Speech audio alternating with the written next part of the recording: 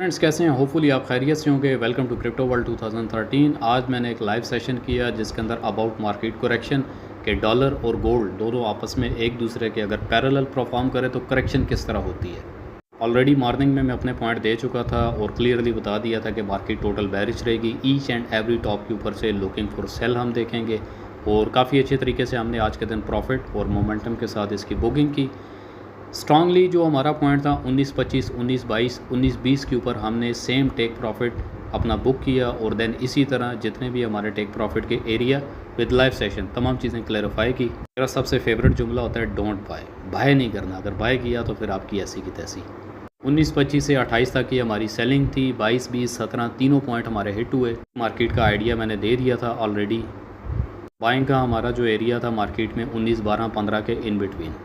group आपको video के description में मिल जाएगा, ज्वाइन करें और ब्रॉडकास्ट के क्राइटेरिया के लिए मुझे